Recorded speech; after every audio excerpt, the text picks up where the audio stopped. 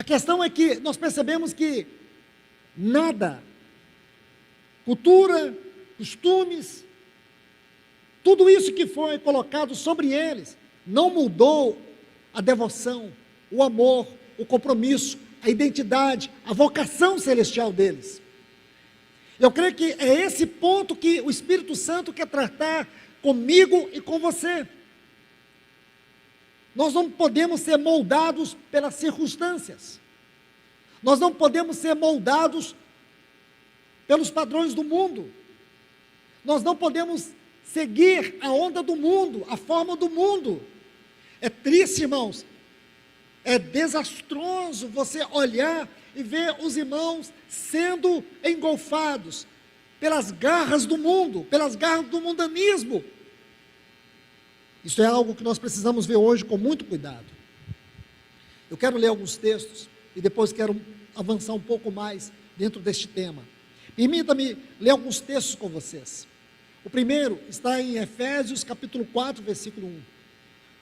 Não vou analisar esse texto porque ele é cheio de riqueza, de detalhes, mas eu quero citá-lo. Paulo diz: rogo-vos, pois, irmãos, que andeis do modo digno da vocação a qual fostes chamados. Andar do modo digno. Aqui nós temos algo muito importante. Este termo, digno, é uma palavra que no texto original fala de harmonia, de combinação. Se você estudar esta carta aos Efésios, você vai descobrir que os capítulos 1 a 3 é doutrina, 4 a 6 é prática. E esta palavra foi inspirada de uma maneira certeira, onde o Espírito Santo coloca algo aqui, que tem que haver harmonia, tem que haver equilíbrio entre doutrina e prática. A nossa vocação tem a ver em andar de uma maneira onde há harmonia entre o que pregamos e o que vivemos, entre o ensino e a vida, entre a doutrina e a prática. Este é o ponto. Como eu disse, não tem como entrar nesse texto. Há muitas riquezas. O segundo texto que eu quero ler com vocês está em 2 Timóteo, capítulo 1, versículo 9, que diz assim: que nos salvou, e nos chamou com santa vocação, não conforme as nossas obras, mas conforme a sua própria determinação e graça, que nos foi dada em Cristo Jesus.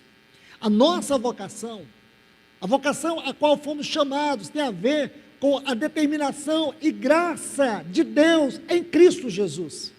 Você foi chamado, você tem um chamamento, aquilo que Paulo diz em Efésios 1,18, iluminados os olhos do nosso coração para que nós possamos compreender a riqueza do nosso chamamento.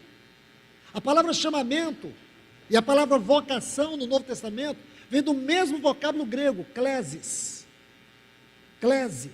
chamado, um chamado espiritual, um chamado divino.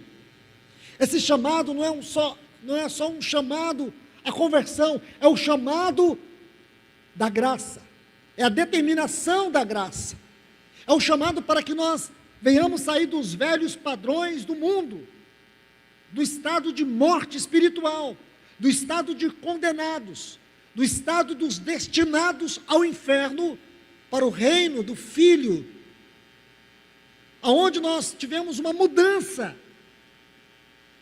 de destino, de caráter, de posição. Esse é o chamamento. E nós temos que andar em conformidade com esse chamamento. Não andar em conformidade com esse chamamento é mundanismo, é religiosidade, é espiritualismo. Hebreus capítulo 3, versículo 1. O escritor dessa epístola fala dos santos irmãos que participais da vocação celestial. Vocação celestial. Nós temos uma identidade. Nós temos uma identidade que tem que estar em conformidade com essa vocação celestial. O nosso padrão tem que ser celestial.